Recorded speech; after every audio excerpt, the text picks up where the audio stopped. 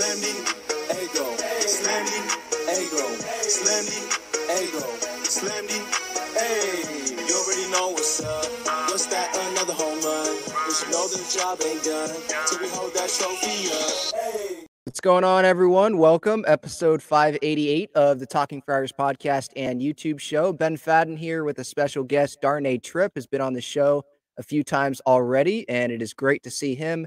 NBC7 San Diego, host of On Friar with Derek Togerson. So, Darnay, thank you so much for the time. I appreciate you coming on here. Obviously, this is going to be pretty much just State of the Padres episode here for Padres fans here on this off day, which it's their last off day for a little bit. They're going to be 13 days in a row, I believe, with a game.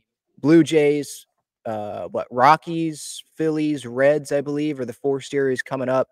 So just first off, 3 series wins in a row, Darnay. Have your thoughts changed after these first 21 games or whatever it's been about how relevant, see what I did there, how relevant this team is in the National League? Well, I think I thought that they could be fairly relevant. I think it's just we ride kind of the highs and lows, the roller coaster. I mean, I think we used the roller coaster analogy a lot last year, especially. And I think it was just kind of seeing those glimpses of their potential and then obviously the dips and the inability to kind of string it together. And I think that's natural. It's like you're early in the season. That's all you have to go on. If it's June and you say, well, this guy hit well in April and May, you don't have that anymore. You just have these 20 or so games to kind of form your opinions on. And I think I went into the season, especially after the Cease trade, thinking, okay, they've got the pieces to be a playoff contending team. Are they going to win the division? Probably not. But even as bad as they were last year, now it took a miraculous September to get within a couple games of the playoffs. Certainly this team has the pieces to do that. And I think, when they're down 8-0 a week and a half ago against the Cubs, you can't help but think, okay, maybe this team just doesn't quite have it. And the offensive issues are what they are and all that. And then, they obviously have, a historic comeback and then do that a number of times over the course of the last week and suddenly feel a lot better. I think what we've seen is kind of some of the intangibles with this team, like the makeup, the resilience, togetherness, a little more fight.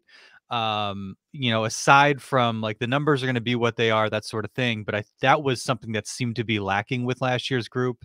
And maybe a little of that would have turned some of those extra inning games, would have turned some of those 1-run games. And that might have been the difference between them being left out of the playoffs and being a playoff caliber team. And so I think that in and of itself is really encouraging, even if you look at even when they're winning games, leaving a lot of meat on the bone, a lot of opportunities that you see come and go and guys in the rotation struggling a little bit. They're not perfect, but they're still finding ways to win and win series. And so I think that's something to be really encouraged about. Yeah. What have you seen that has been different compared to last year? I think there's some obvious things. The coaching staff obviously was Schilt as the manager and, actually having a hitting coach instead of Ryan Flaherty last year, which was interesting. I was listening to Darren the other day and he brought it up and I'm like, yeah, that's something that I probably should have thought more about or said more about. Ryan Flaherty was the hitting coach last year. It just seemed a little bit weird. But he wasn't. He was the offensive coordinator. Exactly. Yeah. There was that as well. But then the collaboration between the coaching staff and the unique structure this year, that's different. Robert Suarez being willing to go more than 3 outs, pitching consistently, that's different. Having Profar the entire year, having Jackson Merrill with that energy, and obviously the upgrade offensively, just all around really. I mean, Grish was good defensively in center, but just overall, you're going to take Merrill right now over Trent Grisham. So there's just some differences there. The approach, it feels like they're a team. Just, is there anything else that has stuck out to you so far? Yeah, I think there's a bunch. You mentioned the approach. I think we were all trying to kind of figure it out, what it was last year. I think when Jay Stingler came around, after Andy Green is like, okay, they're going to want to work counts. They want to be a little bit more, what's the word I'm looking for? Just careful with their approach and what pitches they're swinging at and that sort of thing. Try and make pitchers work. a little more emphasis on base and that sort of thing. But then it felt like, especially last year under Melvin, we were all trying to figure out like, okay, what is the approach? Sometimes it seemed like they are ultra aggressive, and then you mentioned Trent Grisham and Cronenworth as well. It's like, how many times are these guys going to watch great pitches just go right by? And, if it's how often did you see Trent Grisham take something right down the middle of the strike zone, first pitch of the at bat, and be like, you're not going to get a better pitch than that? And I get it. You're giving this guy a look, you know what I mean? You're settling into this at bat, but you're not going to get a better pitch than that. And I think what you've seen and what we've heard about is kind of a more like thought out approach that everybody seems to be on board of. Like, we're going to be aggressive, but with our pitch, you know what I mean? Like, we're not going to take walks for the sake of taking walks. We're not going to work counts for the sake of working counts. You've seen that where they're on the account, they see their pitch right off the bat and they're swinging, they're getting after it. And so I think it's kind of threading that needle between, making a pitcher work a little bit, but also making them pay if they give you something that you should be able to hit. And so I think that's been more effective and a bit more consistent. I talked with Derek on the pod on Monday after the Dodgers series about how just seeing the benches come out, you know what I mean? And seeing Profar, like, you don't necessarily have to agree with the way Profar responded to that pitch. It's kind of whatever. Like, Yeah. And he even admitted it was kind of a misunderstanding. Yeah. But everybody came out. Manny was right there. Like, they were ready. And I remember hearing about that being something that the fan base was talking about last year. Like, I want to say it was like a Mariners series. Yep. Steven Wilson threw out a guy, I think, or accidentally. Then And Seattle was ready. Thrown at. Yeah. Yeah. Seattle was ready. And the Padres were not. And and then Soto got thrown at one point. And I remember Manny talking about that afterwards. But it seemed like, the guys weren't really like, they didn't have each other's backs in the same way. Fight, again, is a word that's been thrown around a lot. Obviously, the resilience, and I think what you saw in that Cubs game, again, going back to the approach of, and this is something that Schill talked about, one of the before their first full squad workout when I was there in Peoria, and that we've heard about a ton since, is every at bat is a situation, right? And I think that, like, even Tatis throwing a walk and then Cronenworth 9 pitches, home run in an 8-0 game where he could just go up there and be like, all right, what am I doing here? Like, we're not going to win. Maybe I'll swing for the fences a few times and hope for the best. Just the fact that there is that kind of, again, that approach, that diligence, is something that set this team apart from last year. So I think there's a number of things. And again, just like, if you look at the last 6 games, they went 4-2, right? Yeah. They're 2-4 at best last year, right? I mean, they probably win, like, maybe they win that the finale at Dodger Stadium. Like, they probably aren't having that comeback. So maybe they get one at Dodger Stadium. They might get swept. They win Tuesday against the Brewers when they jump out, score 4 runs, and kind of more or less coast from there. They're not winning that Monday game. They're not winning a 0-0 game, and so even if you look at them and be like, okay, this team needs to play a whole lot better, obviously, certainly that's the case, but at least they're starting pitching not awesome, offensively better, but still tons of missed opportunities, and they're still finding ways to win games. Like, that in and of itself is a great sign, and hopefully that's kind of ends up being a trademark of this team going forward. Yeah, and we get it. It's 21 games, and I don't want to keep saying, oh, it's early, because we all gotten that last year. But Right. it still is early in the season if you look at what percentage of the way through the season are we. But with these Dodger matchups, because they play the Dodgers more than any team in baseball. Like, they have a lot of matchups already against the Dodgers, and I think that they have been able to compete in pretty much all of the games. And I think that we know the team before the deadline could get some additions. It could look a little bit different, but the core, how they have been able to compete, gives me confidence that it can be like 2022 and they can compete with the Dodgers in a postseason series, as long as, they're playing good baseball in September going into it. Like, how do you feel with that? Yeah, sure. And it's like, yeah, kind of whatever happens now it is what it is. What was it, the beginning of 2021 when they took like 4 out of the first 7? Mhm. Everybody's really fired up about it. They obviously tank it the back half of the season. Dodgers own them in all their late season series. They own them to start 2022. And then what happens in the postseason? So it all eventually, but you just have to put yourself in that situation. So like two things, you have to get in that situation. So that's to be determined, but also like, go up there and feel like, okay, we can beat this team. Mhm. And they did that. They've already proven that. And like Otani's obviously always going to have your attention. Freeman, Betts, those guys are always going to have your attention. Will Smith, even as well. But I feel like there have been other Dodger teams in recent years where it's like 1 through 9. You're like, oh my gosh, like, are we ever going to get a break here? Even if it's Chris Taylor, AJ Pollock, some of these other guys, Yeah. this team, again, it being early, and there's always the chance of them making moves or something clicks for an Outman or for a Taylor or Kiki Hernandez, any of these guys.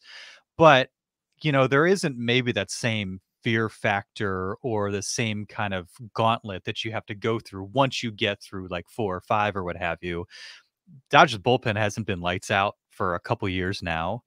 You look at the guys that they saw through the series, like who's really like Yamamoto's going to be really good, right? But like, are you going to go into James Paxton and be like, I don't know if we can hit this guy, Right. And so I obviously Their who was team could change. Their team could change their because team. like they have a whole rotation on the IL. So that's the only thing where I would Yes. maybe worry about it a little bit. But I mean, this is their offense. This is that, Yeah. and they've been able to compete with that.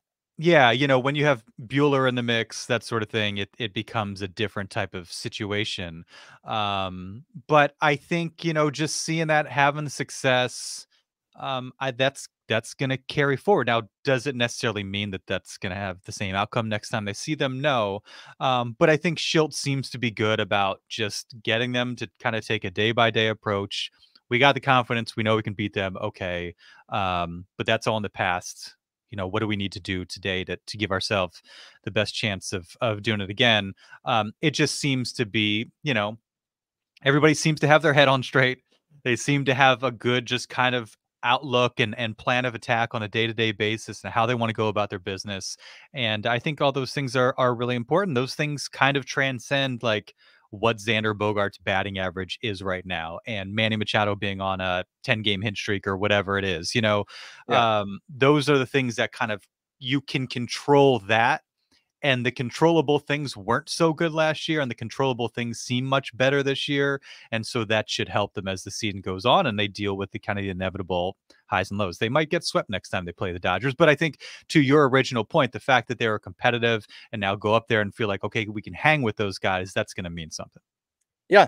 Let's move to Tatis and Merrill. Tatis, I predicted him as NL MVP, I believe, before this season started. I don't think that's like this bold prediction or anything like that. And there's a lot of quality talent, but he's off to a pretty good start. Now, I was just on the Fangraphs leaderboards and he's 20th in F war, but like whatever, we're 20 games in. Yeah. And that's, by the way, that's all of Major League Baseball. I Mm-hmm. mean, Orlando Arcia is 7th. Anthony Volpe with the Yankees is 6th. Like there's some guys that I'm confident Tatis will be ahead of at some point here, Mm-hmm. but he's off to a good start there. And then I also want to talk about Merrill and just give your thoughts on him so far. Rookie of the year. I'm seeing the MLB polls or whatever they do, the rankings on social media, and you're seeing Jackson Churio. You're seeing those names, Yamamoto, and you're not really seeing Merrill get the love. But Mm-hmm. I feel like it's sort of with the power rankings that they still do for some reason in Major League Baseball on MLB.com.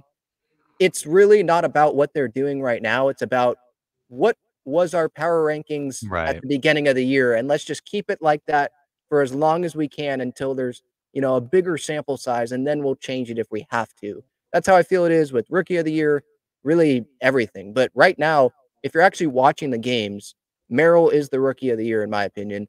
I'm not watching every NL rookie, but he's pretty legit. And Fernando, I mean, he's up there. I'm not saying he is the MVP, but he's up there with what he's done so far. Yeah, no doubt. It is fairly early, Ben. Yes.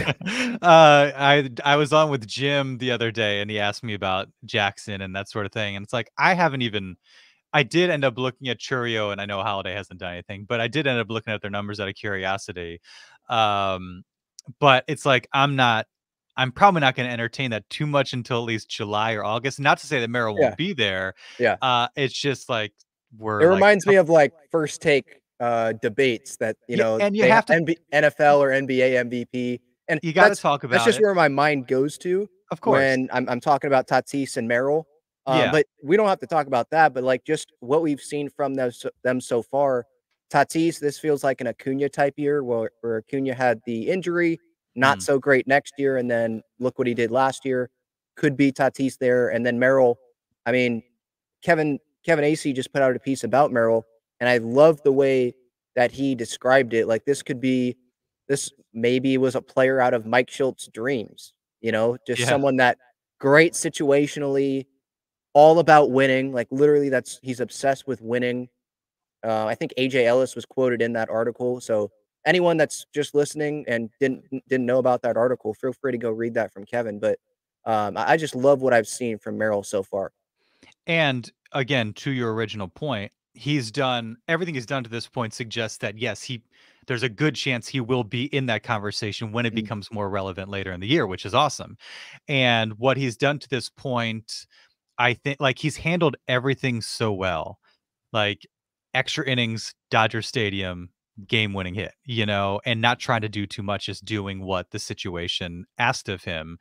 And so I think, yeah, there's just like he's got such a good head on his shoulders. mhm. And, I think we knew that, he said the right things, but it's hard to really know until you're facing live bullets. And the fact that he's come in and handled himself as well as he has, obviously his play in center field has been phenomenal. And that was on display over the weekend as well.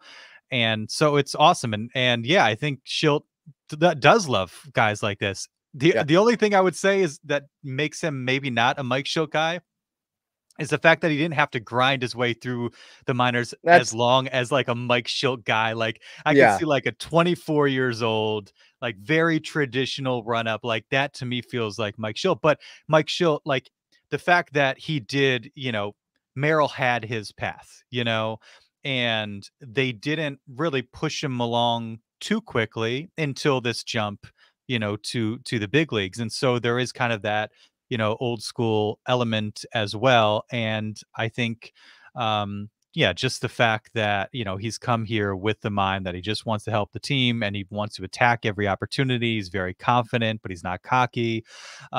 He checks a lot of boxes there. I talked to his parents and they were like, there was some knock on Jackson because of he had such a rough start last year. He had some health issues that contributed to that. And they're like, we were with him in Michigan in like May. He had a terrible month. He was, he had been sick and he's like, it's the lowest we've ever seen him. But then he came out of that and his dad was basically saying like, I think that's going to really serve him well. Because inevitably that's going to happen to him in the Mhm. bigs. But now he's got that in the back of his mind, like, okay, I've been here before. Felt like I couldn't figure anything out. And I ended up putting together a pretty impressive year. And I think, he's the type of kid that it seems like those experiences, resonate with him and he'll carry those forward and that'll mean something when he inevitably goes through a tough month or two because it's going to happen at some point. But he's been incredible and Tatis has been awesome too. We've seen glimpses of it. We've seen 2 homer games, 3 hit games, seen kind of the strikeouts go down, which I think is kind of one of the big, like even when he was kind of in MVP form, still good for a couple strikeouts here or there, And so Yeah. it seems like he's been a bit more discerning from that standpoint, which is great. Still would love to see him go on just like a vintage Tatis run where he hits like 4 homers in a week or a couple multi-home run games and that sort of thing. But he's obviously closer to that full-on version that we last saw in 2021 than he was last year. But I do remember a game, Yankee Stadium last year, 2 homers, and we're like, okay, Tatis is back. But there were kind of those highs and lows. And so I think that's going to be one of the more interesting things to kind of track this year is I think you're right. Like nobody would be surprised if Tatis had an MVP year, but if he had like a 850 OPS type season, all star, you know, OPS plus in like the 130s, 140s as opposed to like 150s and above. So we're still kind of trying to figure out like, oh, where does he land? What does he end up being going forward as he enters kind of like his physical prime? That's just kind of part of the unknown coming off the time away and some of the injuries and stuff that he's dealt with. Yeah, moving to another fan favorite, another relevant player this year, Jurickson Profar. Maybe the most relevant Uh, player. yeah, I mean, guy has a weighted runs created plus of 152. So anyone that doesn't know, that's really good. 52% above league average so far this year. And yes, as Darnay said, it's early, Ben, but hey, I love what I'm seeing from Jurickson so far. Now, Tommy Pham goes to the White Sox, 1 year, 3 mil, $1.5 million in incentives.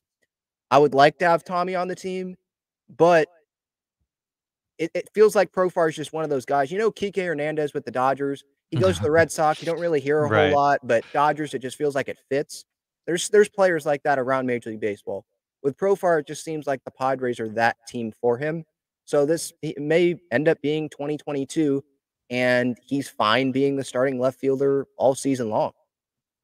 Yeah, and if he keeps playing like this, he can be the starting left Yes. fielder as long as he likes because Yeah. he's been awesome. He just is a great fit with this clubhouse. You see it in the way that he interacts with the guys.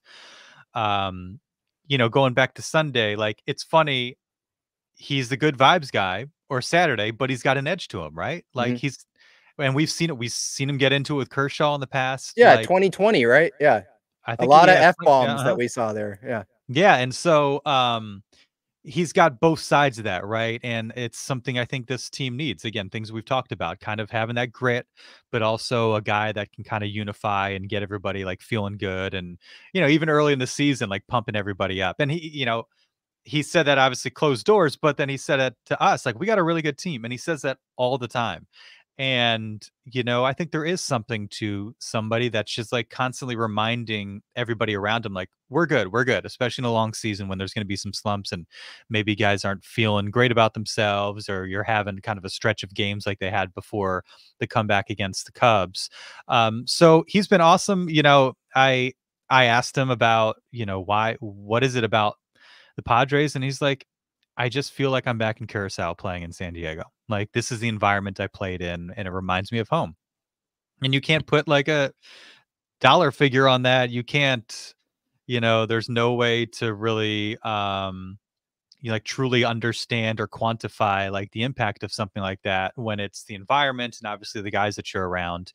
And I was thinking about this the other day. It's like, okay, like he's not going to have 1,000+ OPS forever. Like he's not going to be like, might not end up being like tops in the team and like average on base, slugging, RBIs, all that stuff. But it's also not a 20-year-old, right? Like this is Mhm. an established, this is a 10-year guy, as Manny reminded everybody on Sunday. But that's irrelevant, right? 10 years in the Right. big leagues, that he's irrelevant. Yeah. Yeah, so this is me putting some respect on his name. Like, I feel like we're not always gonna get this level of Profar. There's gonna be some ebbs and flows, but he seems like a type of guy that like there's gonna be I think a pretty solid baseline there. Now, is it the baseline offensively that you'd want for a corner outfielder? I don't know. Certainly in the first few weeks it is. But I don't know. I think I when they brought him back, it's like, okay, cool, but you still need to answer that question. I'm a little bit closer to being like, okay, if he's the guy, then he's the guy, because there's something for whatever reason it just seems to work here. But the true test will be when it's May and he's gone 3 weeks and he's had 2 hits and he's kind of going through it, how quickly he can bounce back and keep that from being a weak spot in the lineup. Yeah. By the way, anyone that is out there that still is looking for those Jurickson Profar Mr. Relevant shirts, Breaking Tea has one out. So click the link in the description for that. Starting rotation, concern there. Darvish, IL. I don't know really what to believe. They say the neck tightness, but then he goes on the 15-day IL, so he's missing a couple starts. He's not going to be able to come Mhm. back to the 30th or something. So there's a little bit of concern there. With Musgrove, I believe in the talent. Like we know he cares, competitor, but when you do look at some of the baseball savant numbers, it's a little bit concerning there. So I'm hoping it's a mechanical thing. We know he's coming off the shoulder injury, so I guess we got to keep that in the back of our minds. But Cease King, obviously, we're loving what we're seeing there. Mhm. Waldron, I think fans are still going to have question marks with like, who is your biggest concern? I guess in this rotation right now, would it be Musgrove? I would say probably Darvish. I mean, Okay, the questions for like a Darvish and a Waldron are very different questions, right? right. Because one, it's like, okay, how long is this going to work? Is he really a number 5 starter? To this point, yeah. So I mean, we'll just kind of keep trucking along and hope that guys don't figure out the knuckleball. And I think the good thing about the knuckleball is it comes at you differently, Mhm. ideally, every single time. So it's not like you're seeing a pitch that's repeated, the same way every single time you face it. So that'll make it a little bit harder. What happens in course field with the knuckleball? That's going to be interesting. But Yeah, with you, I think, it has been a little bit concerning. I will plug the On Fire podcast. We just had Rob I was Friedman, the about to go pitching do ninja, that. Yeah, on. because I watched that. That was really good with Rob Friedman, Darvish, Cease, a bunch of Yeah, guys that were talked about there. he's awesome. I'll link that in the description for anyone listening I or appreciate that. watching. I'll link that. Yeah, Yeah, thanks. It was a fun conversation and great stuff on all those guys. And I asked him about you because it's a guy he knows well and he's interacted with a bunch. And the injury part is like that's always kind of uncertain, but at least it's not like an elbow or shoulder or an oblique or something like that. Um, Rob doesn't seem super concerned. I even asked him about like you kind of how does a guy like that age and the fact that he relies on so many pitches and he spins it rather than just like pounding you with yeah, 97 should help him age gracefully. And one of the things he said is like, he's a thinker and sometimes an overthinker. And he even kind of said the same thing about Joe Musgrove. Guys that spin it, like sometimes you just kind of lose the feel. You have a rough stretch, but that's all it ends up being. And so, you know, I there's concern, I think, with both guys, but also like if either of them just suddenly clicked and went on a roll, like you wouldn't be surprised at all. Whereas maybe if it was a Blake Snell in the past, and it's April, May, you're like, oh my gosh, like, is it ever gonna? And he, to his credit, he did. But with these guys, I think there's kind of the confidence in the track record. We know they work. They're as diligent as anybody. All it takes is kind of that one tweak, that one feel, and all of a sudden they're back to being the pitcher that they are. So I think these are concerning, but things that could also change pretty quickly. yeah. Last couple here. So Michael King, obviously, almost a no hitter yesterday, and obviously there was conversation about people jinxing it and all that.